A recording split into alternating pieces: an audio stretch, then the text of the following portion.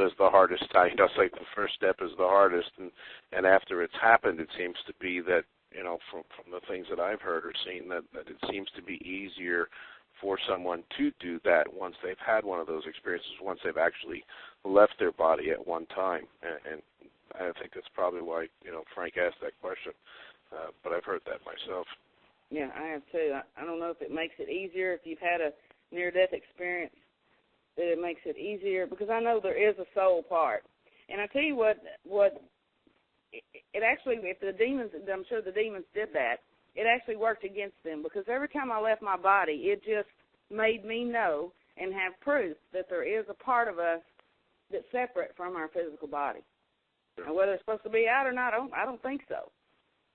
I don't think it's supposed to be like that, but that did give me confirmation that there is something, there is a soul, there is something, because I was totally aware. When I went on that ship, I can describe the walls of that ship, I can describe everything, but I did not see that being's face that I reached over to, because I was floating, and I was looking around, and it was kind of brownish,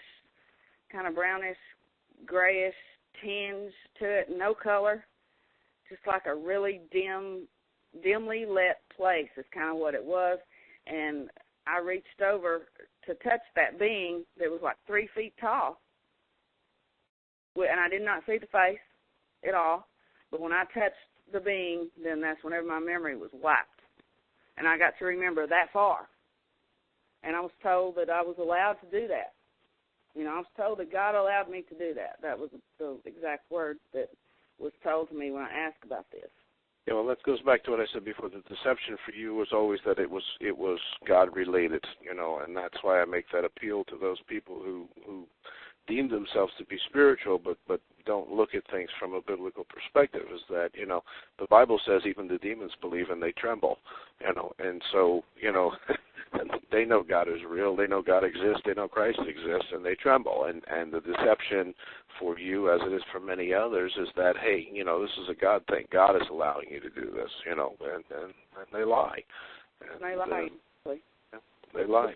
I think if they do that for the people that have religious backgrounds, that have been to church, that, some people I know, they've never been to church, they don't even know who really God is.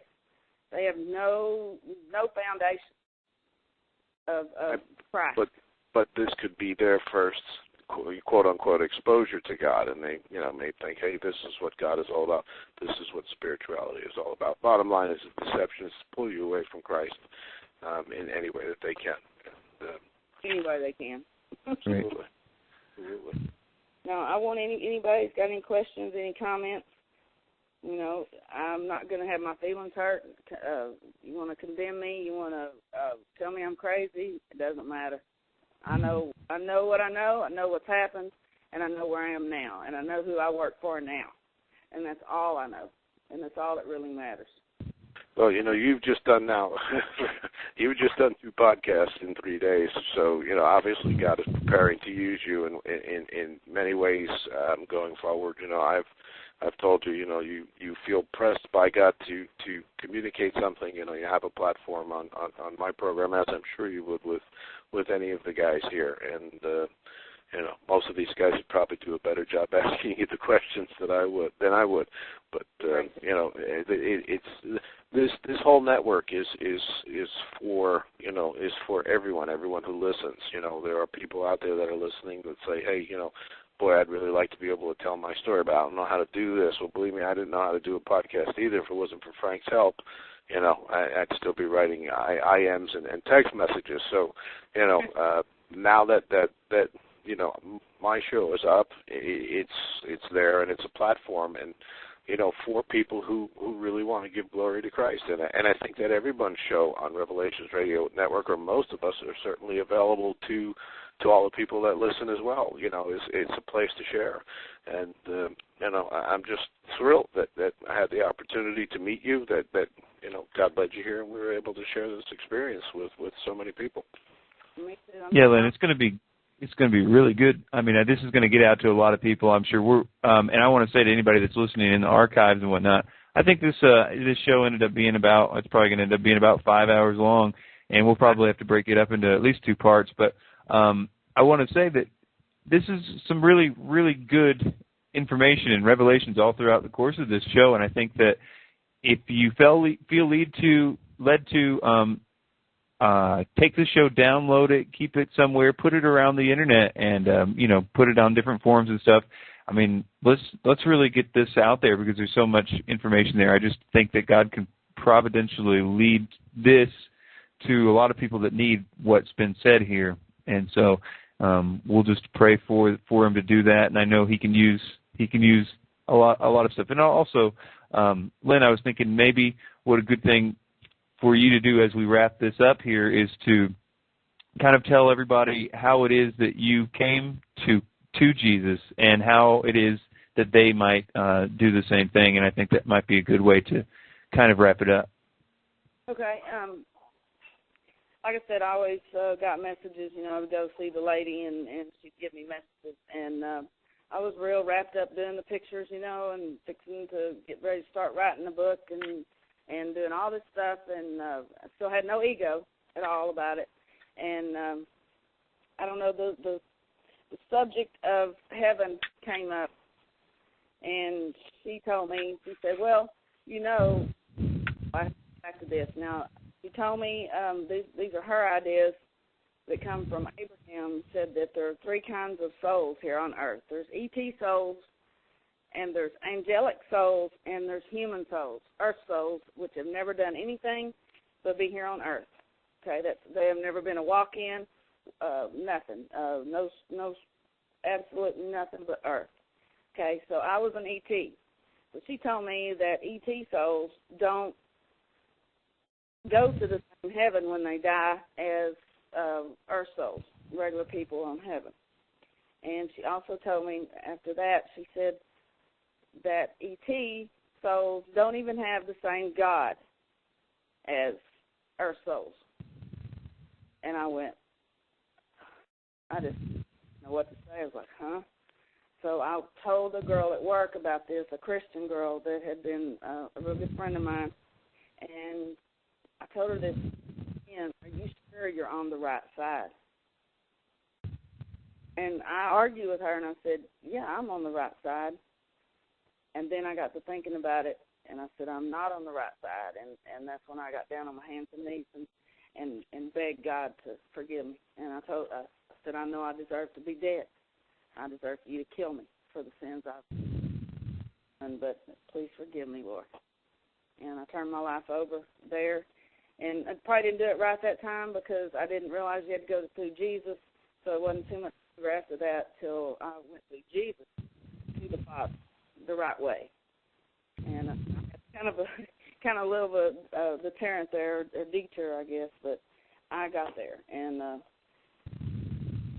I enjoyed, when I was into this paranormal stuff, I enjoyed all the paranormal craziness of all this. I can tell people out there that God is more, his ways, Mark says it perfect with that Bible verse. His ways, we can't even imagine what his ways are. And these are demons deceiving everybody. You can't do a third of what God does. So anybody that's out there and they're into this, please talk to somebody. Find the Bible, read the Bible, and turn your life over, because you're headed to hell. I was headed to hell, and you're headed to hell if you're on this path. Amen. Right on. That's all I want to say. Good stuff. Frank, you got anything that we should do before we wrap this up? Oh, Frank's out there right now. I see he's got. I guess should have looked at he's offline for whatever reason. But I guess we can go ahead and wrap this up. I just want to tell anybody that has been listening, you can download a lot of this show at talkshoe.com, TALKSHOE.com, and look for the Frank and Chris Show. It's also available on iTunes. Just check out Frank and Chris. Here comes Frank.